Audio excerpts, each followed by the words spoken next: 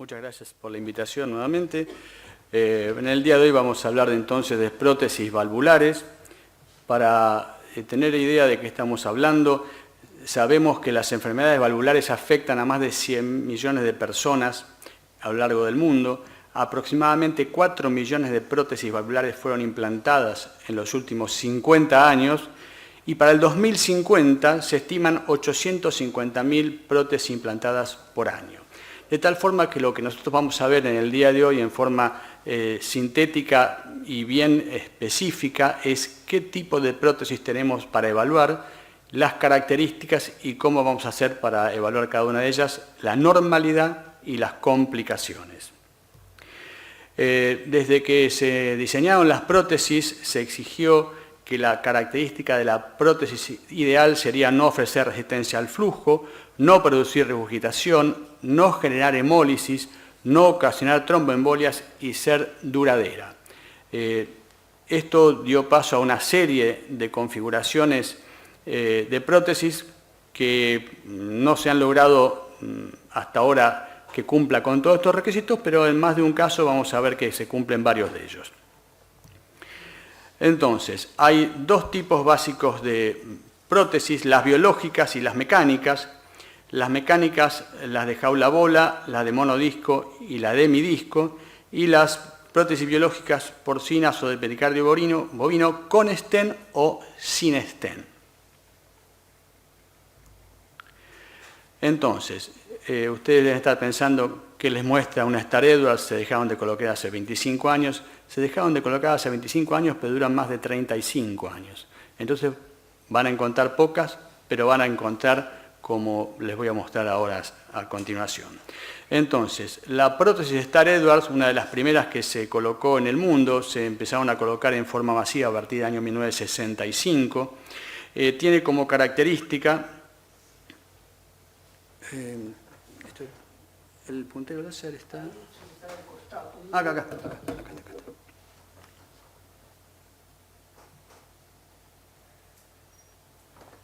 Como característica, anillo de sutura, soporte en U 4 o 3 y una bola de Silastic que se desplaza hacia la región apical cuando da paso a la sangre e impacta por diferencia de presión con el anillo cuando se cierra. De esa forma, la bola impactada sobre la cúspide de la jaula da paso a dos flujos periféricos. De este lado tienen la imagen de la vista de 4 cámaras apical, ventrículo de izquierdo, derecho, aurícula derecha, aurícula izquierda, el anillo de sutura, la jaula y la bola impactada que da paso a los dos flujos siempre excéntricos que se ven en los pacientes que tienen prótesis de Star Edwards. Entonces, anillo de sutura, soporte, mecanismo oclusor, flujos excéntricos. Esa es la característica de una Star Edwards normal. Es de las prótesis que tiene mayor grado de hemólisis y tiene mayor comportamiento estenótico. También son las de que tienen más duración. Habitualmente una prótesis de Star Edwards en posición aórtica tiene un área efectiva de 1.4 centímetros cuadrados, gradiente pico de 39 y medio de 24, tiene reflujo en el tracto de salida al ventrículo izquierdo cuando está en posición aórtica, tiene tasa de embolia alta, baja tasa de hemólisis y la duración es excelente. Tenemos documentado pacientes con 35 años de implante de prótesis valvulares y ahora van a ver otro paciente que vimos hace pocos años, en el cual también tiene un Star Edwards, un paciente joven. Cuando la Star Edwards está en posición mitral, la área efectiva es 2 centímetros cuadrados, el gradiente medio 4.6, reflujo habitualmente menor a 3 centímetros cuadrados, alta tasa de embolia. Ustedes saben que habitualmente cuando se reemplaza una prótesis mitral, previamente hay daño de la aurícula, en general están fibrilados, y hay rémora sanguínea, así que la tasa de embolia en las prótesis de Star Edwards en posición mitral son altas por la suma de situaciones concomitantes. Nuevamente la duración es excelente. Luego de las Star Edwards dieron paso a los monodiscos. Como todas las prótesis tienen un anillo de sutura, un soporte y el mecanismo oclusor. Como el mecanismo oclusor es un disco, cuando abre el disco quedan dos orificios, uno menor y uno mayor. Y como así ocurre, tiene dos flujos, los dos excéntricos uno mayor y uno menor, y acá ustedes los pueden ver en la vista de 4 cámaras, en las cuales tienen un flujo que va hacia el septum interventricular y el otro que lo acompaña luego de que se produce la unión, y el disco abierto en esta posición. Entonces, nuevamente tiene un mecanismo de sutura, el soporte, el disco basculante y el flujo preferencial, uno hacia el septum y uno hacia la cavidad del ventrículo izquierdo. En este caso el perfil hemodinámico es mejor que el del Starr-Edwards. Área efectiva en posición aórtica 1.8 centímetros cuadrados, gradiente medio y máximo de 30 a 16, tiene reflujo en el tracto de salida del ventrículo izquierdo, la tasa de embolia es mejor, 0,30, la duración es buena. Esto significa 20 a 25 años. Cuando está en posición mitral, las de prótesis de disco tienen una área efectiva de 2.4 centímetros cuadrados, gradiente medio de 2.9, nuevamente el reflujo se ve en este caso del lado auricular de la prótesis, menor a 3,5 centímetros cuadrados, la tasa de embolia es de 1% y la duración nuevamente es adecuada. Luego vinieron más diseños y mejorados, y hasta nuestros días ustedes van a ver las prótesis de hemidisco. La primera fue la St. Jude y después fueron apareciendo otras de otras marcas, pero básicamente estas tienen un anillo de sutura, un soporte y el mecanismo oclusor. Y en este caso, por el diseño obtenido, tiene 3 orificios, 2 laterales mayores y uno central menor, de tal forma que cuando ustedes ven la apertura en diástole, sobre todo cuando esta prótesis está en posición mitral, ven 2 flujos preferenciales mayores externos, la apertura de los hemidiscos y un flujo menor central. Aquí tienen los 2 hemidiscos y el flujo pasando hacia la cavidad del ventrículo izquierdo en una prótesis de hemidisco. Son las que tienen mejor perfil hemodinámico. Cuando están en posición aórtica, el área efectiva es de 2.4 centímetros cuadrados, con un gradiente máximo de 30 y un medio de 18 milímetros de mercurio. También tiene reflujo en el tracto de salida, la tasa de embolia es baja, no tienen prácticamente hemólisis y la duración tenemos documentado pacientes de 20 a 25 años. Cuando está en posición mitral, los hemidiscos nuevamente tienen buena área efectiva, 2.8 centímetros cuadrados, gradiente medio 2.9. Como ustedes vieron por el tipo de construcción, tiene reflujo fisiológico de poca monta, menos de 2,4 centímetros cuadrados, pero central y periférico, porque donde produce el cierre central de los 2 hemidiscos, ahí también puede haber pérdida fisiológica hacia el ventrículo izquierdo cuando está en posición mitral. Baja tasa de embolias, no produce prácticamente hemólisis y tiene una duración buena. Luego fueron mejorándose y como alternativa a los pacientes que tenían la obligación de anticoagularse cuando tienen una prótesis mecánica, se intentó y se desarrollaron prótesis biológicas. Básicamente, como las otras prótesis, tienen un anillo de sutura, soporte y el mecanismo oclusor hecho de dura madre. Por lo tanto, como el anillo está delimitado por los 2 soportes, el flujo es central. El flujo en las válvulas biológicas es central. Cuando ustedes ven una válvula biológica en posición mitral, van a ver los 2 soportes y el flujo central. Entonces, la primera era de flujo excéntrico, la segunda 2 flujos, la tercera 3 flujos, 2 externos preferenciales y uno central menor, y en las biológicas soporte, soporte y el flujo central. Las biológicas tienen buen perfil hemodinámico, en posición aórtica 1.4 centímetros cuadrados, gradiente pico 32 y medio 20, tienen reflujo en el tracto de salida, la tasa de embolia aproximadamente 0.04, no tienen hemólisis prácticamente y la duración es regular, 10 a 15 años aproximadamente. Cuando la prótesis biológica está en posición mitral, van a encontrar un área efectiva de 2 centímetros cuadrados, gradiente medio de 4, reflujo bajo, baja tasa de embolia y nuevamente la durabilidad es regular.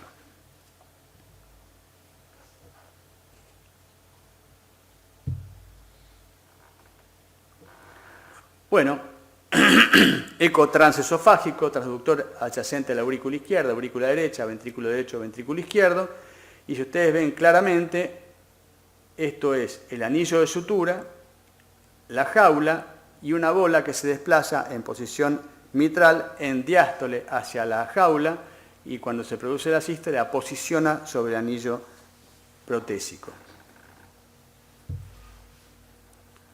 Como dijimos antes, el flujo es externo, lateral, porque la bola ocupa el espacio central del orificio, de tal forma que la aceleración de flujo en diástole y los dos jets externos a la bola. Esa es la fisiología de la Starr-Edwards.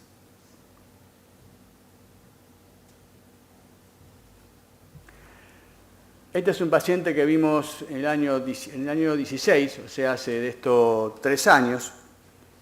Jaula-bola en posición aórtica, gradiente conservado, 35 pico, medio 18.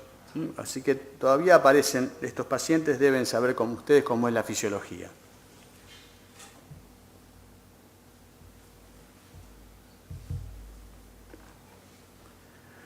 Bueno, esto es una monodisco, como se ve claramente ahí, abriendo hacia el tracto de salida del ventrículo izquierdo en posición mitral.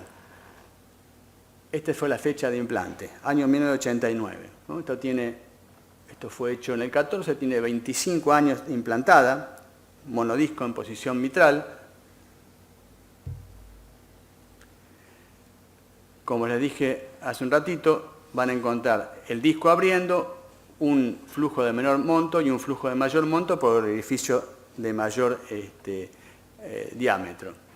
Si ustedes ven aquí, el gradiente medio de este paciente, 25 años de implantado, 2.1 milímetros de mercurio. O sea, todavía, y 25 años después, la paciente tenía una adecuada funcionalidad de la prótesis en posición mitral. El área es 1.71 centímetros cuadrados.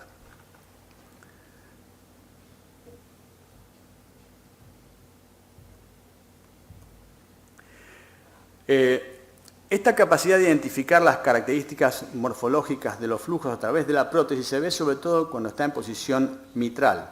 Cuando está en posición aórtica, la cámara de vaciado es la raíz aórtica y es difícil, si no imposible, poder identificar estas características de los flujos. Esta explicación aplica para cuando uno está viendo flujos de prótesis en posición mitral. Pero nosotros podemos identificar el tipo de prótesis en eco bidimensional, eje corto a nivel de los grandes vasos, un borde de disco, otro borde de disco, y cuando le pasamos el M, vemos los dos discos que se ven en una prótesis de mi disco. Podemos identificarlos desde esa vista.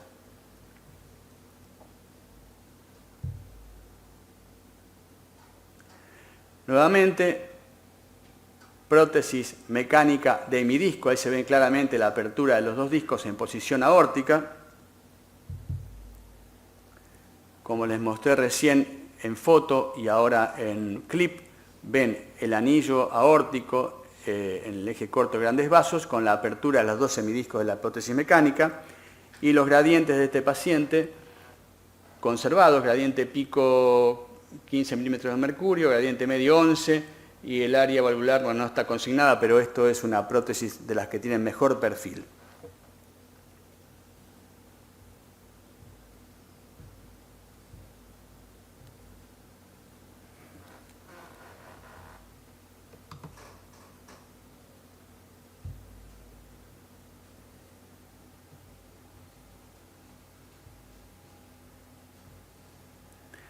Bueno, lo mismo que vimos recién, hemidisco en posición mitral, reverberancia acústica, anillo de sutura y apertura de los dos discos claramente definiendo dos orificios externos de mayor monto y uno pequeño central.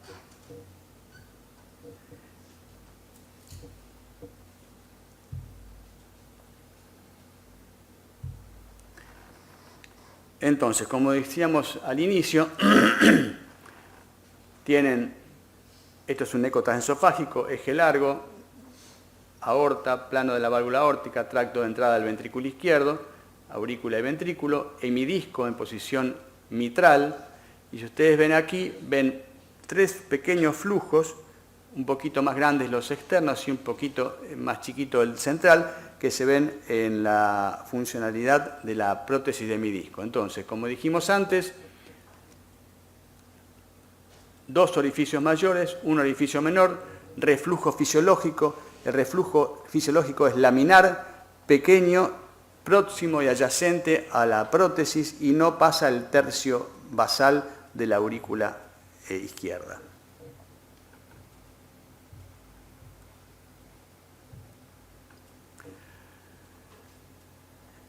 Esta es otra paciente con una prótesis mecánica de disco en posición aórtica, implantada en el año 85.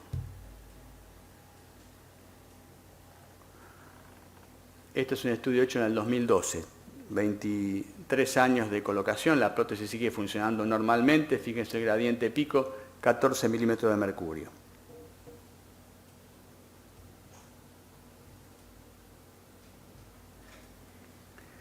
Entonces, para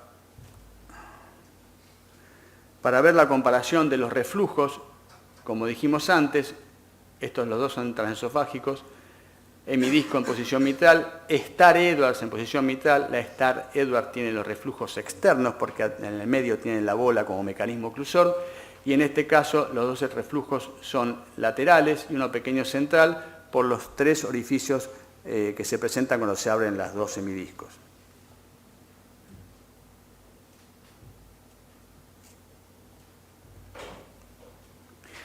Como dijimos antes, hay prótesis biológicas y uno las ve con el soporte, tienen 1, 2, 3 soportes y en el medio el velo central. Esta es una prótesis biológica en posición aórtica normofuncionante. Lo que ustedes identifican son los soportes y el velo abriéndose en el orificio aórtico.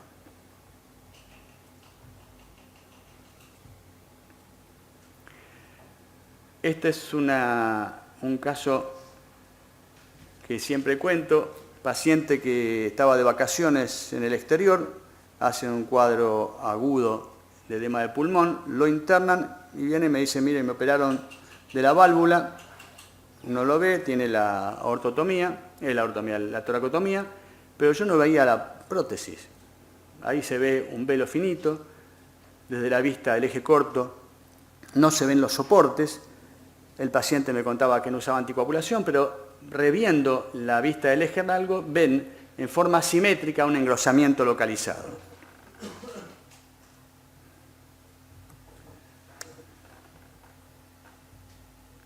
Bueno. Y cuando lo ven en el eje corto, lo que sí ven es un anillo de sutura, un engrosamiento homogéneo con los velos.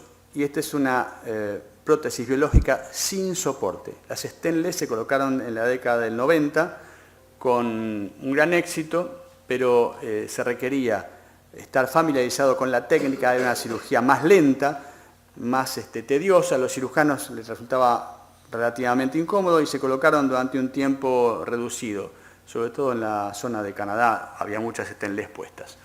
Entonces ustedes van a ver, aparte de la cicatriz del paciente, el engrosamiento solamente a nivel del anillo de sutura, donde está implantada la válvula biológica sin soporte, y el engrosamiento homogéneo en el anillo aórtico, y nada más. Por lo demás parece una válvula nativa. Bien, hay algunas características como la normalidad del flujo, las características de la apertura, y hay otras como la que les voy a mostrar. Esta es una prótesis normofuncionante, mecánica en posición mitral, área 267, gradiente medio 4.9.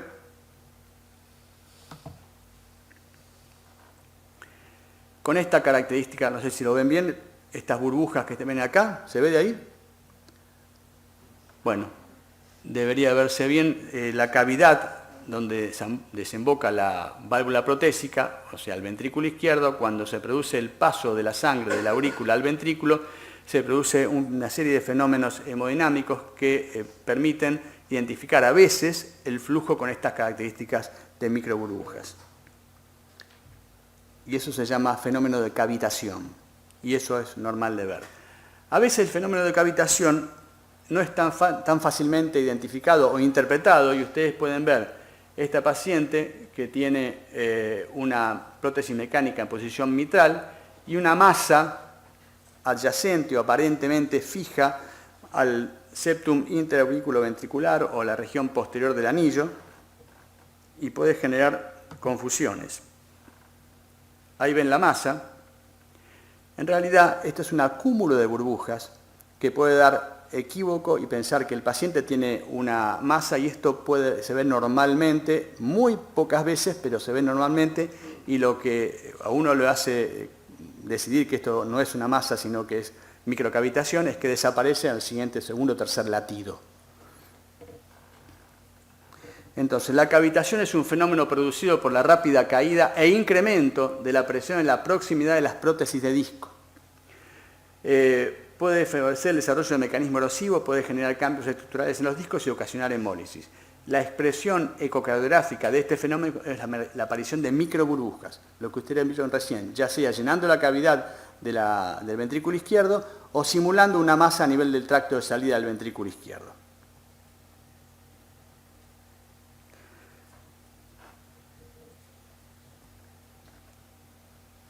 Esta es una prótesis biológica, acá tienen los soportes, este es el orificio de paso, y lo que ustedes ven es una aorta dilatada. Cuando las bioprótesis u otras prótesis tienen asociado dilatación aórtica, a veces es muy práctico hacer el estudio desde la vista paraesternal derecha, que esta es la vista que está mostrando. Ustedes ven perfectamente alineado con el eje de la aorta la bioprótesis.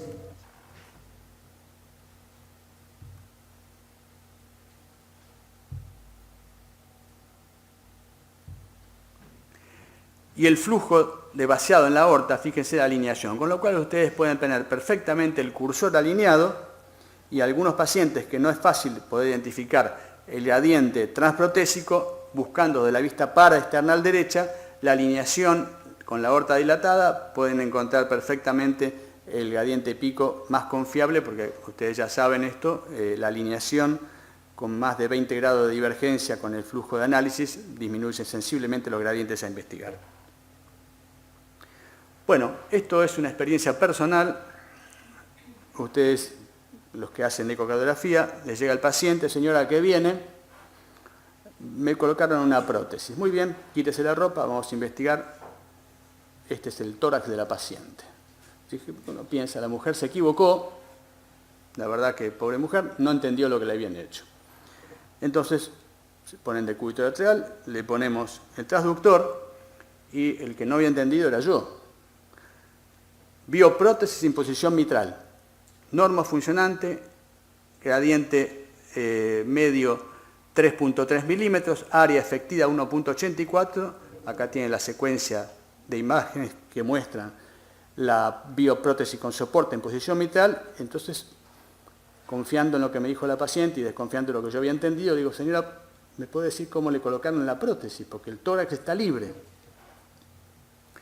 Se levanta la mama derecha, operación con robot Da Vinci, por la vía subcostal submamaria derecha, atraviesan la pared de la aurícula derecha, atraviesan el septum interauricular y le colocan la bioprótesis. Así que si la paciente le dice que se operó, ustedes créanle, no hagan como hice yo. Están estas posibilidades, esta paciente se hizo hace 3 años, creo. Así que está la posibilidad de la vía de acceso por el surco submamario derecho. Bien, para sintetizar la normalidad, las prótesis valvulares normofuncionantes en posición aórtica en general deben tener un gradiente máximo menor a 35 milímetros de mercurio, un gradiente medio menor a 20 milímetros de mercurio, y cuando están en posición mitral, el gradiente medio debe ser menor a 6 milímetros de mercurio y un área efectiva mayor a 1.35 centímetros cuadrados. Entonces, toda la normalidad que vieron, más estas características hemodinámicas que ustedes deben hacer, les va a permitir identificar si el paciente tiene o no tiene una disfunción protésica o una complicación. ¿Cuáles son las complicaciones? La regurgitación, la oclusión, las infecciones, la endocarditis y la falla mecánica. La regurgitación puede ser transprotésica y en esos casos puede haber características normales. y la periprotésica, que siempre es patológica. La oclusión, originada en su mayoría por trombos, una pequeña parte por panus y por la asociación en 12%. Y también hay vegetaciones grandes que tienen comportamiento oclusivo. La endocarditis, tenemos que identificar la vegetación, junto con el cuadro clínico y el hemocultivo, son los marcadores para identificar el paciente con endocarditis, y las complicaciones como el absceso, y luego la falla mecánica, ya sea por calcificación, sobre todo en las biológicas, por ruptura o por deformidad de la válvula. ¿Cómo es una regurgitación fisiológica? Ya vimos en la normalidad del funcionamiento de las prótesis mecánicas que todas tienen algún grado de reflujo, pero el flujo es pequeño, laminar, de ubicación transprotésica, único o múltiple. Se puede identificar el 90% por eco transesofágico y posición mitral y 40% en posición aórtica. Recién vimos la reverberancia acústica. Como ustedes quieren investigar un paciente con una prótesis en posición mitral, todo lo que ocurre del plano protésico a distal es difícil de ver por la reverberancia acústica, porque el eco rebota por la estructura sólida y si ustedes están buscando insuficiencia mitral que no es severa, probablemente no la logren ver. Cuando el flujo es patológico, en general es grande, turbulento, o sea que lo van a ver en patrón mosaico, central o excéntrico, trans o periprotésico. Este es un flujo fisiológico visto desde la vista de un eco transesofágico, es una prótesis de hemidisco, como les dije antes, dos reflujos excéntricos mayores y un pequeño reflujo central en la zona de aposición de los bordes rectos de los dos semidiscos. Nuevamente, dos reflujos leves y un reflujo periprotésico. Acá se está despegando el plano de la válvula protésica de la zona de sutura, que tiene una dehiscencia, y por aquí un flujo mayor, turbulento y transprotésico, eso es patológico.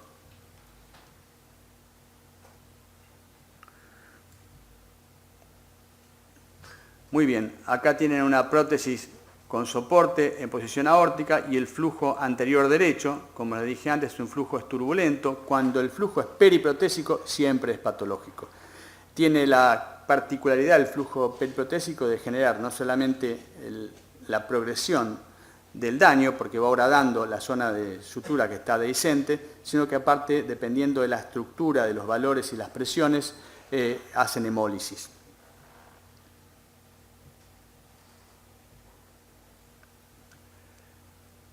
Esto es una válvula biológica en posición mitral, como dijimos antes, los dos soportes y el velo central.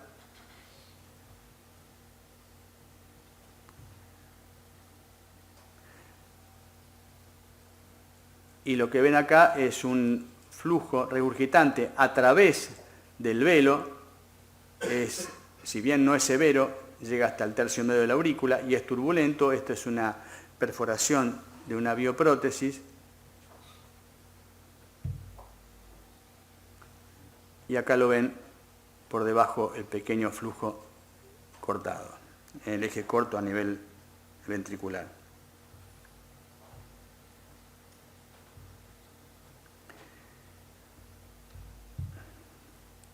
Esta es otra válvula biológica, soporte, soporte, soporte, velo central. Si ustedes ven acá con detenimiento, van a ver que la zona de la sutura está despegando de los tejidos adyacentes. Y cuando le ponen el color, observen que la mitad del anillo tiene flujo regurgitante diastólico en una prótesis biológica en posición aórtica con dehiscencia de sutura.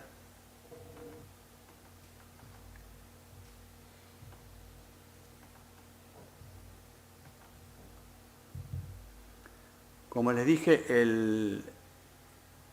la lesión puede progresar, se perpetúa y se autogestiona, empieza a romper puntos, empieza a desprender y entonces se fistuliza, y lo que ustedes pueden ver en otra válvula biológica en posición mitral con eco transesofágico Es una zona de una neocavidad que expande con el flujo sistólico y hace que comunique por un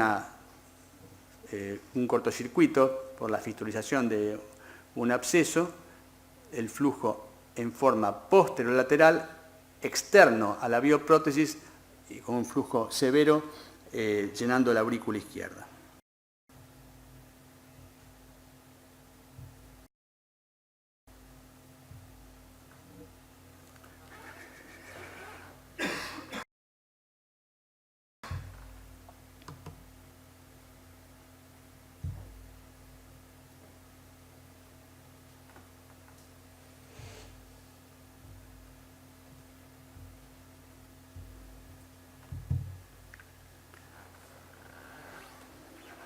Bueno,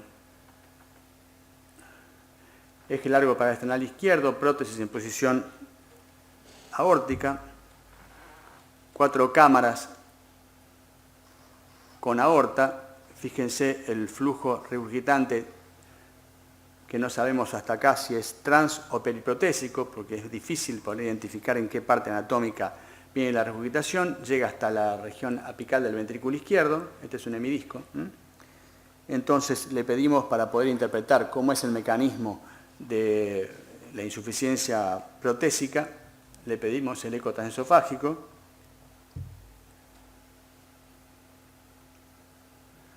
Y lo que ustedes ven ahí es un absceso adyacente a la fibrosa mitroaórtica,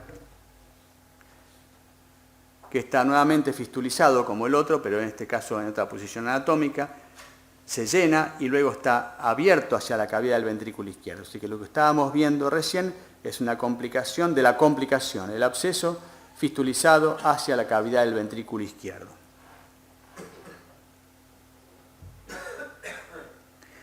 Entonces, hasta acá las regurgitaciones trans y periprotésicas. También los pacientes pueden generar trombosis. La incidencia es de 0.1 a 5% anual. Es más frecuente en posición mitral, por lo que le comenté recién. El eco transesofágico es la técnica de elección para identificación de la trombosis. Se ve como un engrosamiento e hiperecogenicidad en la región del aparato oclusor con alteración funcional total, parcial o intermitente. Las masas trombóticas pueden fijarse al anillo, soportes, borde del disco u otros sitios anatómicos. Y es frecuente la asociación con ecogenicidad sanguínea espontánea y o strands. ¿Cuáles son los predictores de trombosis? Cuando uno encuentra una masa móvil adherida al mecanismo oclusor con gradientes elevados y un RIN persistentemente bajo, uno puede encontrar de estos 4 hallazgos uno, y la prevalencia se identifica como el 14%, puede encontrar 2, 69%, o para encontrar una alta prevalencia, uno encuentra de estos 4 características el 91%.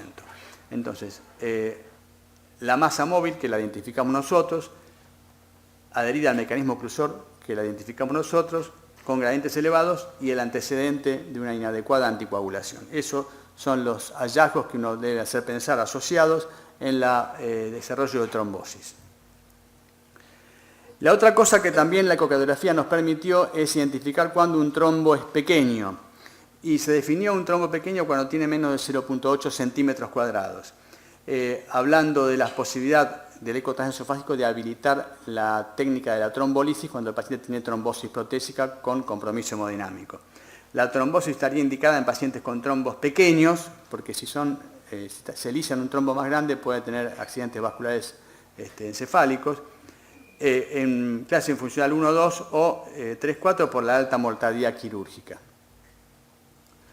Les muestro un caso, paciente de 55 años, portador de prótesis mecánica de hemidisco en posición mitral, colocada hace 2 años por estenosis valvular de origen reumático. Consulta al servicio de emergencias por disnea súbita e hipotensión. Último RIN era de 2 y no había datos concretos acerca de los controles previos, radiografía de edema agudo de pulmón. TA sistólica de 60 milímetros de mercurio con inotrópicos, requiriendo intubación, y el ecocardiograma transtorácico mostraba gradientes elevados, por lo que se realiza el eco transesofágico.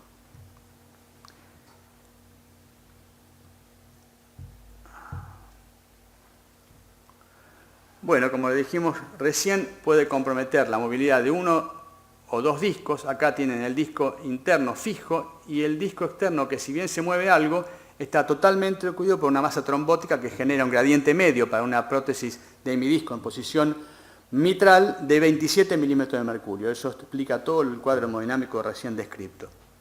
¿Qué hacemos con el paciente? El paciente se nos está muriendo, procedimiento trombolisis. TPA, no importa lo que ustedes tengan, porque se puede usar también estreptoquinasa. Y el ecocardiograma, aparte de poder identificar el compromiso hemodinámico, nos puede permitir monitorear la efectividad de la trombolisis. 20 minutos después de la infusión, los gradientes mejoraron a 12 milímetros de mercurio gradiente medio y ya estamos viendo, si bien el trombo persiste, los dos hemidiscos, sobre todo el que estaba hacia el lado interno, se lo ve moviéndose.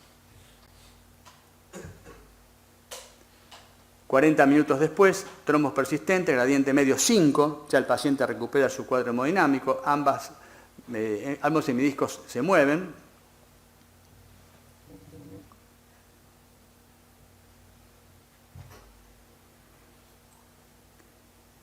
Nuevamente los discos están con movilidad normal. Fíjense que cuando el hemidisco es normal, en diástole casi se produce la oposición de los dos hemidiscos, 85, 90 grados, y en este caso lo que antes era una masa gigantesca que ocluía y destruía la posibilidad de que esa prótesis funcione correctamente, está prácticamente desaparecida. Y la última que les muestro, gradiente medio de 3, esto ya es un hemidisco funcionando normalmente, sin trombo y con la apertura conservada. Entonces, nosotros aprendimos que se puede utilizar el eco transesofágico para hacer el diagnóstico y uno puede también hacer el monitoreo de la efectividad terapéutica de la trombolisis. Este es otro paciente que nos tocó hacer. Bueno, este clip no quiere moverse, pero tiene trabado ambos discos con un gradiente medio de 25 milímetros de mercurio, el paciente en edema agudo pulmón. Este es un paciente que todos nos acordamos porque fue hecho el 30 de diciembre. Estábamos todos para las fiestas y el hombre ingresó al mediodía y lo tuvimos hasta el día 2 del 1 del 2015, este era un día sábado. Entonces, bueno, no funciona el clip, pero el gradiente medio había bajado a 15 milímetros de mercurio.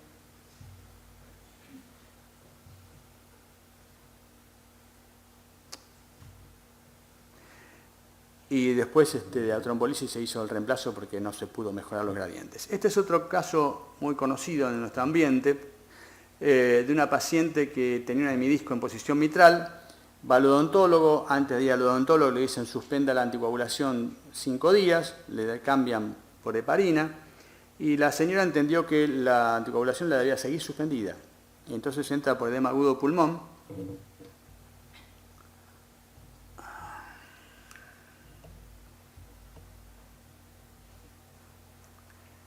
Como les dije antes, aparte del trombo, se ve la ecogenicidad sanguínea espontánea. Fíjense que tiene un trombo tapizando la pared lateral de la aurícula izquierda, un hemidisco que apenas se abre y el otro hemidisco central que no se abre, y la paciente fue obviamente enviada a cirugía porque este tipo de trombos difícilmente se disuelvan.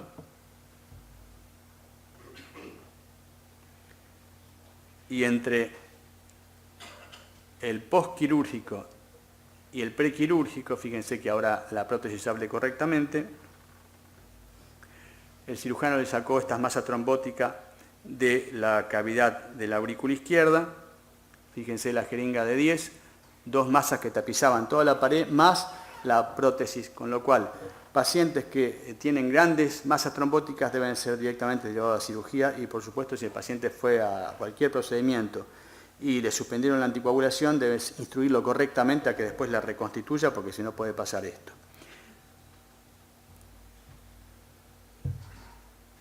Este es un paciente que vimos hace 3 años, 3 o 4 años. Como les dije antes, van a ver, pocos, pero van a ver. Star Edwards en posición aórtica. llevaba creo que 30 años de colocada, el tipo se cansó, un varón de 48 años creo que era, se cansó de tomar Synthron y dijo, no tomo más. Y llegó con disnea clase 2-3 al hospital. Este es el disco, el anillo con la bola. Gradiente pico 84, gradiente medio 46, tenía una disfunción por trombosis de la jaula bola por abandono de la anticoagulación. Y para demostrar que sí era una jaula bola, porque desconfiaban, cuando le mandamos el informe nos dijeron no hay más jaula bola. Y bueno, sí hay jaula bola, tienen la jaula bola.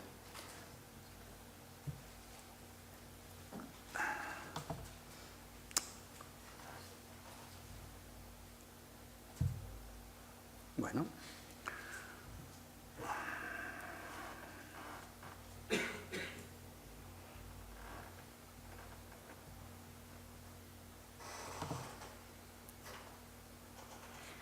Este es un paciente que llevaba 45 días de reemplazo valvular mitral, masa trombótica de una biológica en posición mitral, gradiente insuficiencia tricuspidia con hipertensión pulmonar severa, 72, 73 milímetros de mercurio, gradiente VDAD, perdón.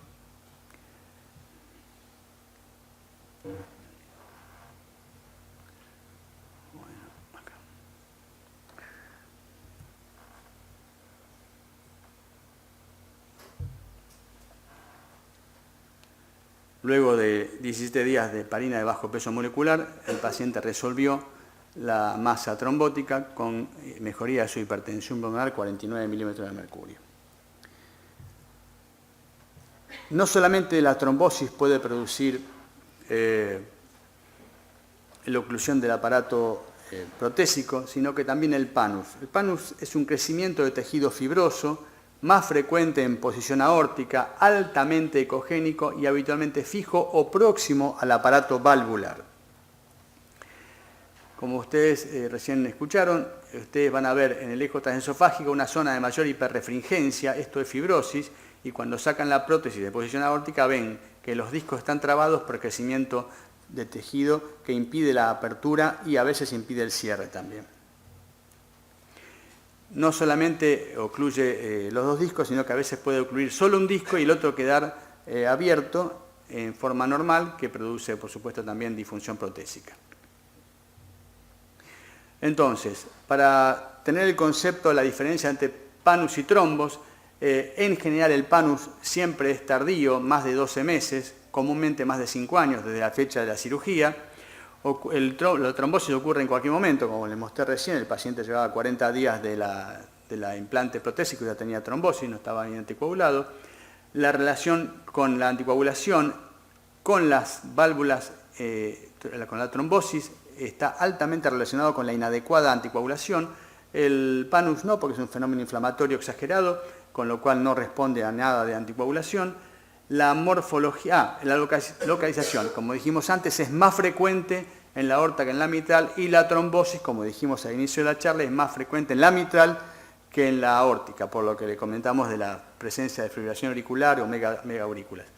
La morfología del panus en general es una masa pequeña, generalmente asociado al anillo de sutura, con crecimiento centrípeto, confinado al disco, al plano del disco, y a veces involucrándolo. Los trombos son más grandes, son independientes, tienen más finos de ser y son fácilmente identificables, se encuentran más en la aurícula izquierda, por eso tienen más en la posición mitral, y tiene elementos móviles. El impacto del gradiente, el impacto del orificio, el impacto de la motilidad. El gradiente es más frecuente elevado en la válvula aórtica. Cuando tienen impacto en el orificio también es en la válvula aórtica, y la movilidad del disco, cuando tienen panus, puede o no estar alterado, porque a veces el panus está algunos milímetros por debajo del disco, ustedes le hacen la fluoroscopía, el disco se mueve correctamente, lo que está ocurriendo es que la obstrucción es subvalvular. En cambio, la trombosis siempre está en la zona del disco.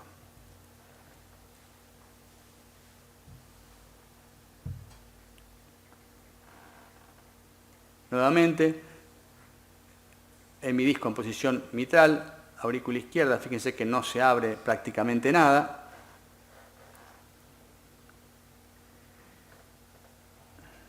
Gradientes elevados, con hipertensión pulmonar, va a cirugía, gran desarrollo de panus que ocluía todo el disco, invadía el hemidisco y afortunadamente se le soltó al cirujano y no al paciente porque se desprendió el hemidisco que estaba adyacente a este. Así que estaba deformado hasta la zona de implante y los anillos de soporte. Otro mecanismo que puede generar la obstrucción protésica es el mismatch. El mismatch es una alteración funcional ocasionada por la discordancia entre el área protésica efectiva y la superficie corporal del paciente. Todo esto significa que le colocaron una prótesis chica. La prótesis es normofusionante, pero con gradientes elevados. Cuando está en posición aórtica, el índice de área protésica efectiva menor a 0,85 centímetros cuadrados por metro cuadrado hace diagnóstico de mismatch. Y el mismatch es moderado cuando es de menos de 0,66 o 0,85 y es severo cuando es menos de 0,65. Se ve entre el 20 y el 70% de los implantes aórticos y es predictor independiente de mortalidad precoz. El mismatch mitral se ve muy pocas veces, pero se ve. El índice de área protésica efectiva es menor a 1,2 centímetros cuadrados por metros cuadrados, aproximadamente el 70% de los implantes mitrales puede tenerlo, y está asociado a la persistencia de hipertensión pulmonar. Este es un paciente que tuvimos en el hospital, hemidisco en posición mitral, gradientes persistentemente elevados, 11,2 milímetros de mercurio. Cuando fuimos a averiguar, al cirujano le preguntamos qué pasó y lo que nos informó es que el paciente era un recambio de prótesis previa, la zona del anillo inferior estaba totalmente calcificado, no pudieron labrar el anillo para colocar una prótesis más grande y pusieron la que pudieron. Y la que pudieron era número 23 y quedó con el mismatch mitral. Así que sepan que aunque es muy poco frecuente, existe la posibilidad de que el paciente tenga un mismatch mitral. Bueno, esto es para mostrar que la prótesis se movía correctamente, lo vamos a pasar. Las infecciones. Los pacientes pueden desarrollar endocarditis. La incidencia es menor a 3% por año. La endocarditis temprana tiene mortalidad mayor al 70%, el germen causal es más frecuente, Staphylococcus aureus. La tardía, la mortalidad es aproximadamente el 40%, el agente más frecuente el estreptococo, y lo que uno busca es la identificación de vegetaciones y las complicaciones, abscesos, fístulas, dehiscencias o perforación de valvas. Las vegetaciones y el ecocardiograma. La sensibilidad del eco transtorácico es menor al 40% en pacientes con prótesis valvulares, sobre todo y en vegetaciones grandes, más de 3 milímetros. El eco transesofágico tiene una sensibilidad mayor al 90% en vegetaciones más pequeñas. Entonces, cuando uno tiene la sospecha de endocarditis protésica, tiene que hacerse el eco transtorácico, pero de ninguna manera descartar la infección si no se hace previamente el eco transesofágico. Ambos dos, la especificidad es próxima al 95% de los casos. O sea, cuando ustedes ven una vegetación, ya sea por eco transtorácico o eco transesofágico, ambos dos tienen una alta especificidad. También para los abscesos, la sensibilidad del eco transtorácico es baja, menor al 30%, y la especificidad es próxima al 85% en el eco transesofágico. Ambos dos lo reconocen con igual grado de certeza el absceso.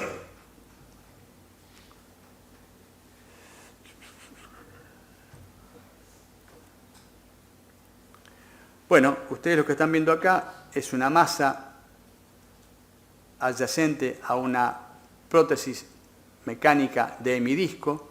Fíjense la gran cavidad, es un gran absceso, y la gran masa que está ubicada aquí. Si ustedes se fijan con detenimiento, este paciente tiene un tubo protésico con la prótesis con un gran desprendimiento del tubo en la porción proximal de la aorta ascendente y adistal también, y con una gran masa vegetante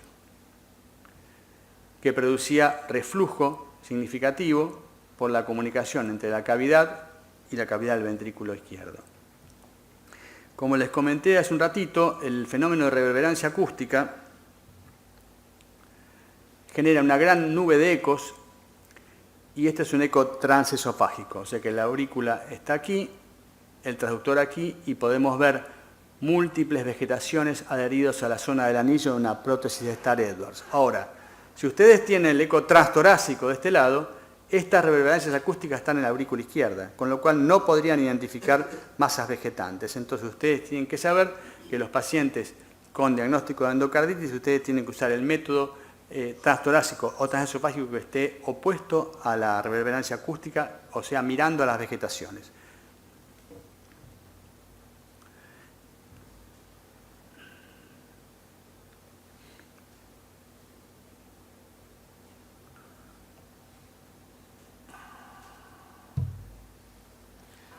Bueno, prótesis mecánica en posición mitral,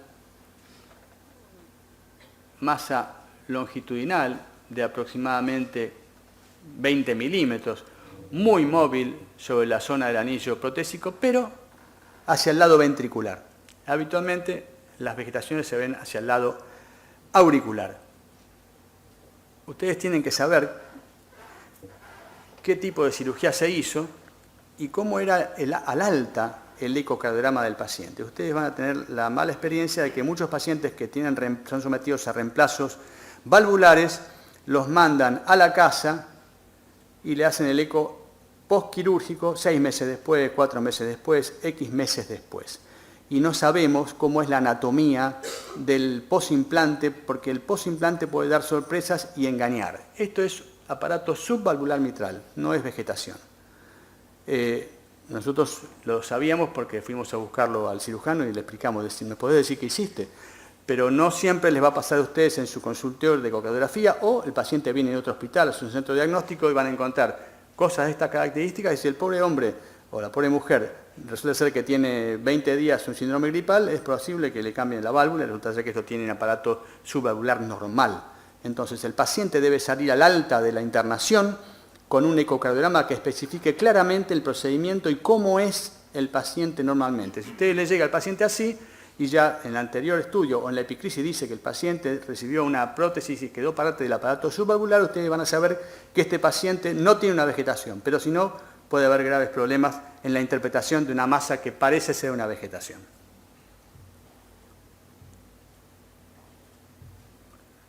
Bueno, esta es una foto, un clip famoso. Mirá vos, famoso. Estos son de los primeros, fíjense, estos del año 95. Llevamos 3, 4 años haciendo eco transesofágico. Prótesis mecánica de hemidisco en posición mitral. La paciente estaba internada en la unidad coronaria, tenía fiebre y nos decían, hagamos el eco transtorácico. Nosotros le decimos, mirá, el eco transtorácico no sirve, esto es una prótesis, oculta las masas. Y bueno, después de un largo rato de discusión y de pelea, aceptaron hacerle el eco transesofágico. Ustedes vean el transtorácico, plano protésico, flujo transprotésico, plano hacia el lado de la aurícula izquierda. ¿Vieron bien?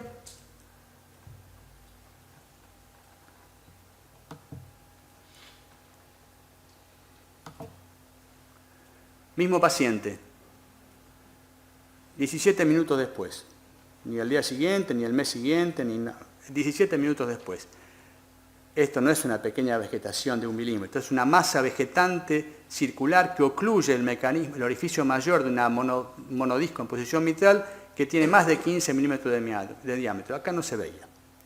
¿Sí? Entonces, cuando ustedes tienen un paciente con un cuadro febril, con una prótesis colocada, y si es posible con el cultivo positivo, pero si no también, tienen que hacerle eco transtorácico y eco transesofágico.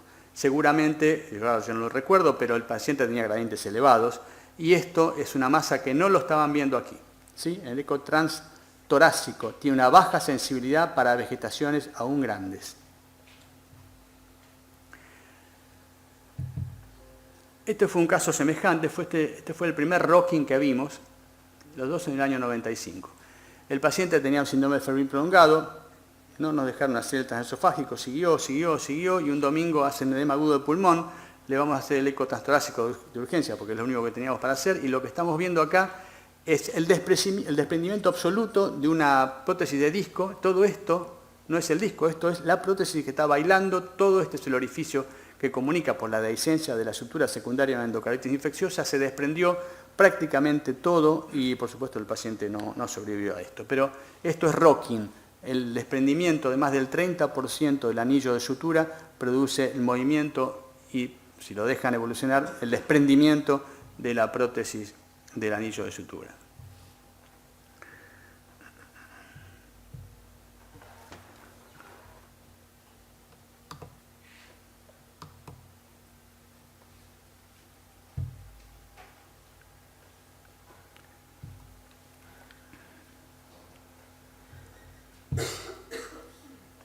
Lo mismo, gran desprendimiento, vean cómo se mueve, y importantísimo reflujo periprotésico, turbulento, llega hasta el techo de la aurícula izquierda, es una complicación por un rocking de la válvula protésica en posición mitral.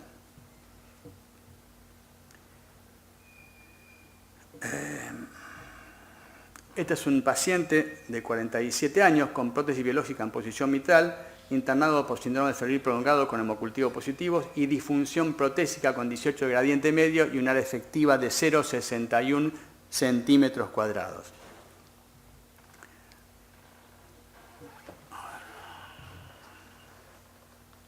Bueno, vamos, les voy a salir un momento de acá porque los clips estos no corren.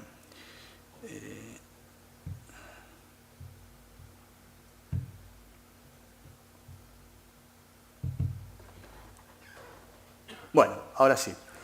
Bioprótesis en posición mitral, transesofágico en la aurícula izquierda, soporte tapizado de vegetación. La vegetación, como vimos antes, por el gradiente medio, generaba severo compromiso del vaciado de la aurícula izquierda en el ventrículo izquierdo, y el paciente, por problemas administrativos, se demoró la cirugía y evolucionó de esta forma. Tratamiento antibiótico,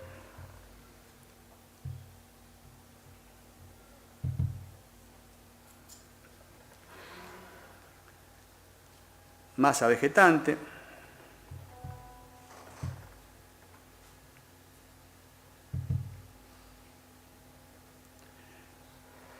ya llevaba 15 días de antibióticos. Fíjense cómo cambió la morfología de la vegetación, ya no ocluye tanto como recién, que estaba tapizado el orificio, se empieza a reducir, igual prótesis con alto riesgo de estar destruida por la infección.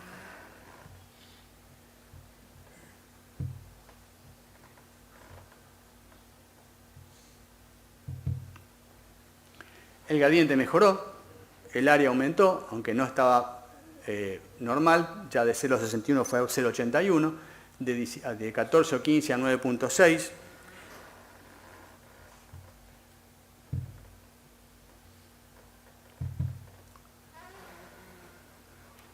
Y el paciente, después de un mes de tratamiento antibiótico, resolvió la masa, resolvió la funcionalidad de la bioprótesis, y como única secuela le quedó un pequeño reflujo fisiológico laminar en el tercio basal de la aurícula izquierda. Entonces, hay veces que los pacientes nos sorprenden y el tratamiento antibiótico en este caso fue altamente efectivo, recuperó ad íntegrum todo y el cirujano no tuvo que intervenir en este caso. Esto acá, esto acá, esto acá.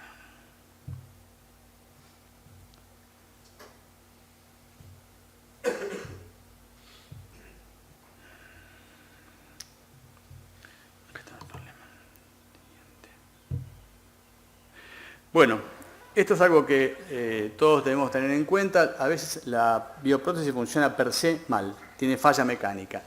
Las bioprótesis sufren fenómenos degenerativos con engrosamiento, rigidez y calcificación. Esto puede originar estenosis por limitación de la movilidad o insuficiencia por disrupción de las fibras colágenas. Los monodiscos pueden presentar fracturas en su soporte.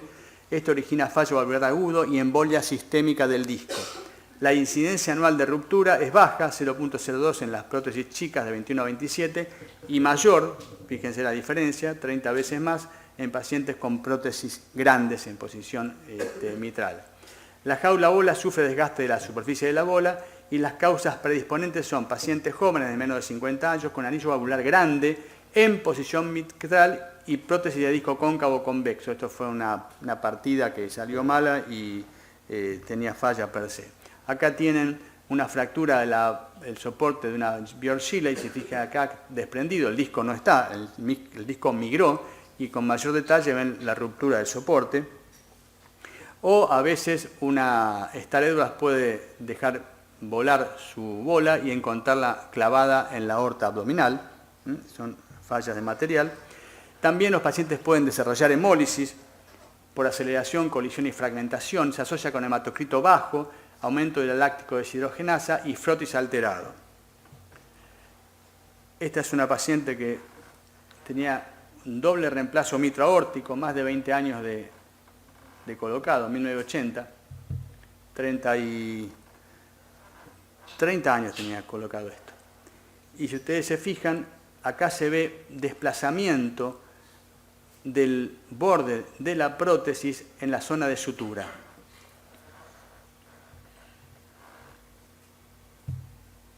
Y en la zona del desplazamiento, cuando le ponemos el Doppler color, se ve por dónde estaba perdiendo. Y como dijimos al principio, los reflujos periprotésicos son siempre patológicos, sobre todo en las prótesis mecánicas, con el agravante de que el flujo sanguíneo atraviesa una zona de mayor densidad y puede producir la ruptura de los glóbulos rojos, que es lo que le pasaba a esta mujer.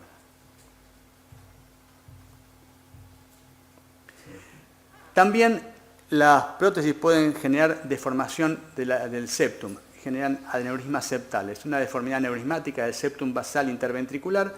Esta deformación puede estar originada de origen desconocido por miocarditis o por prótesis mecánica. Esta es la publicación original, gran aneurisma del septum basal por impacto del jet con normofuncionalidad de la prótesis mecánica. Y como cuando lo publica otro, también lo publicamos nosotros. Y ustedes se fijan, este paciente tenía un aneurisma del septum basal. El jet de la monodisco impactando exactamente en la zona del aneurisma. La misma vista de las 4 cámaras y la funcionalidad de la válvula funcionaba correctamente.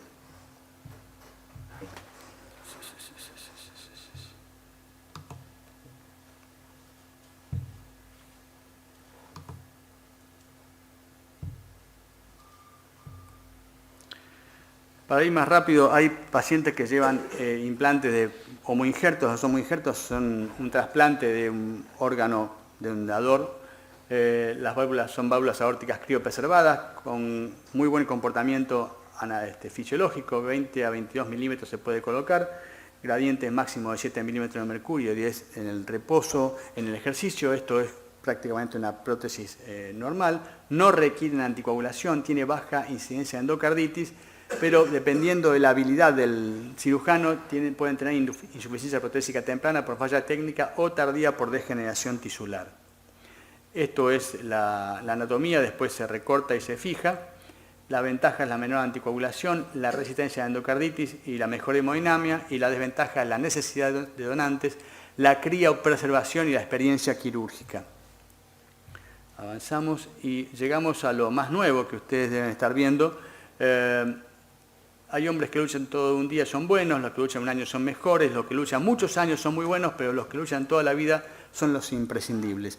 En el año 2000, ustedes, si alguna vez pasaban por los congresos, veían implante endovascular de prótesis aórtica. Y uno ni se imaginaba que eso podía existir y pensábamos que era una equivocación, pero era Alain Cribier que, basado en su fracaso de la valvuloplastia aórtica que él diseñó y creó en 1986, porque al año tenían alto porcentaje de insuficiencia aórtica asociada, luchó y luchó y luchó, y luego en el 2002 mostró su experiencia con las endoprótesis.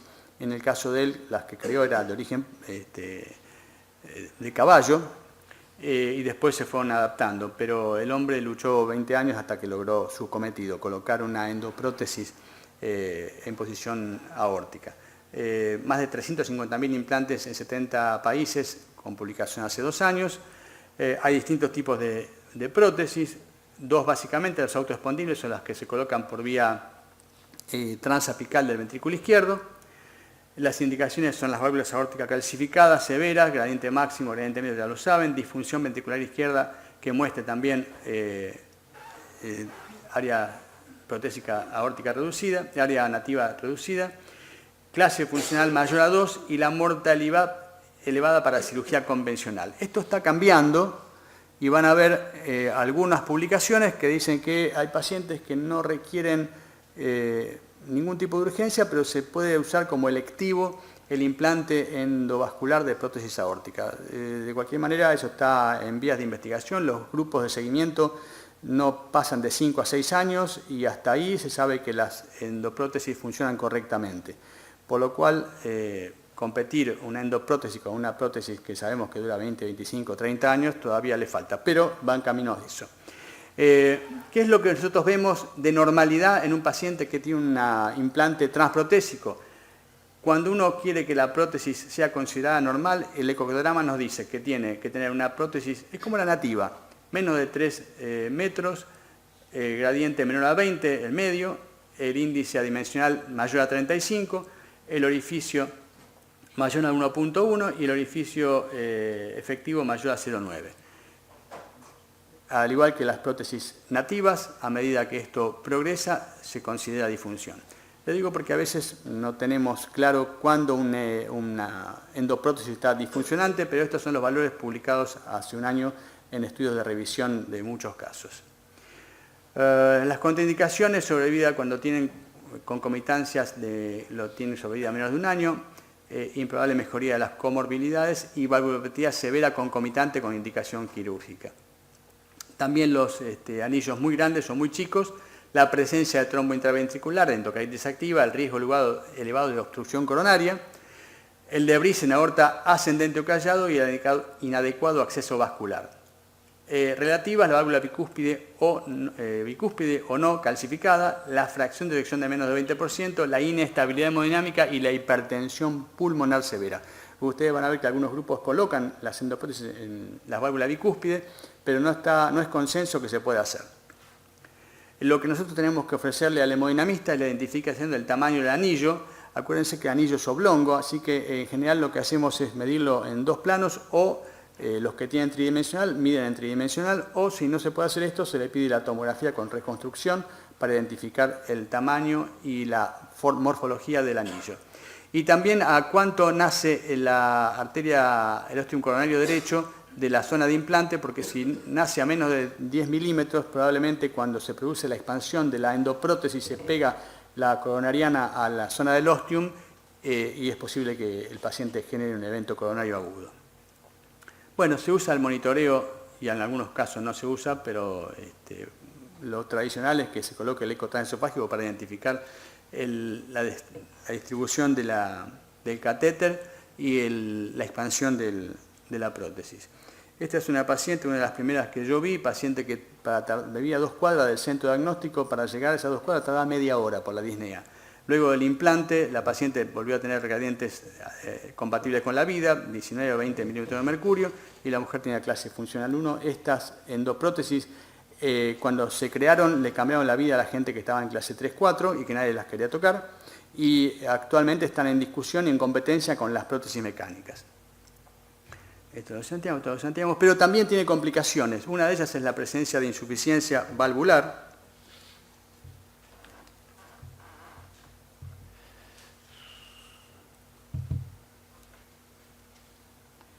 Si ustedes ven el anillo de la malla y una cavidad periprotésica, y en esa cavidad periprotésica el reflujo periprotésico en un paciente portador de una endoprótesis.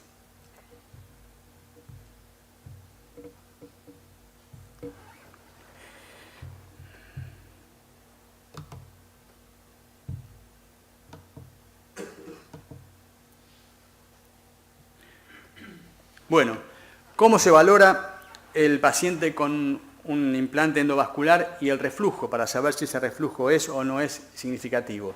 Cuando el reflujo ocupa menos del 10% del anillo periprotésico, ese reflujo es leve. Cuando el reflujo ocupa del 10 al 20% es moderado, y cuando pasa del 20% ese reflujo periprotésico en pacientes con endoprótesis es severo.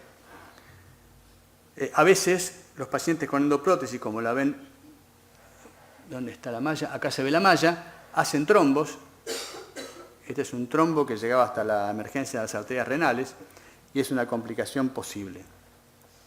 Esto es para que sepan que algunas prótesis, bioprótesis sin sutura, son posibles de ser colocados por vía endovascular. Y por último, y para cerrar, los pacientes, como mecanismo accesorio a la evaluación ecocardiográfica, debemos tener siempre presente la sinefluoroscopía. La sinefluoroscopía es un estudio sencillo, tarda 5 minutos en hacerse, y lo que analiza es el ángulo de apertura de las prótesis, ya sea en posición mitral o en posición aórtica. Ustedes fíjense el ángulo de apertura, está descrito y es normal dependiendo para cada prótesis, pero todos tienen un rango de normalidad. Cuando es un monodisco abren a más de 60 grados, cuando es un omidisco a más de 75 grados, y la disminución menor al 10% del ángulo normal del disco indica que el gradiente, que los discos están trabados. Bueno, muchas gracias, disculpen la extensión, pero esto es lo que ustedes tienen que saber.